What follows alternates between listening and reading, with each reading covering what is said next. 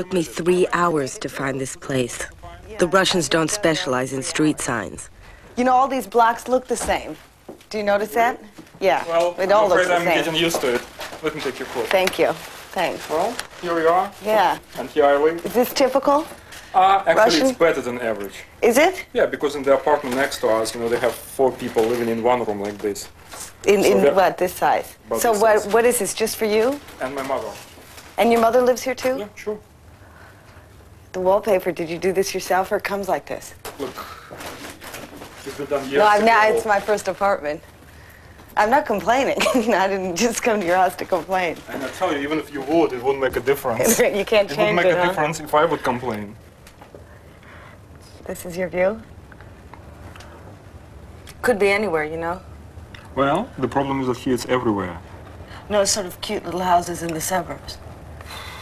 I remember when we moved in this neighborhood, people would put a colored ribbon on the doorsteps so the children could find their own staircases. Because it looks the same. I can't believe it. What's that thing? That gray mess.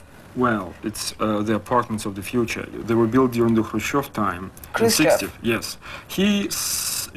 He promised that by 1980, 8 years ago, there'll be a full communism in the Soviet Union, no money, everything would be free and plentiful, and the Soviet people would live in a paradise and palaces. So he said the only thing that we have to do is just to provide a temporarily housing for our people until the communism would come. Yeah. So these buildings were supposed to last about 20-25 years.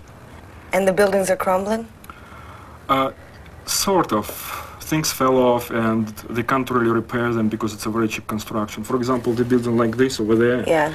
The front wall fell off. No one was hurt, but it was kind of funny to see, you know, inside of the apartment. What, you just saw people sitting in the living room?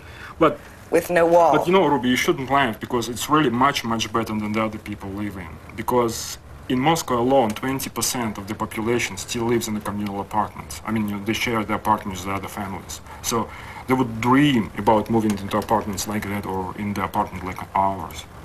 They share, families live with other families? Exactly, 20% of Moscow population live in the apartments with other families. And they share the kitchen. And nobody complains? Well, they complain, but what's the difference? Well, I don't know. That must be somebody you can phone up.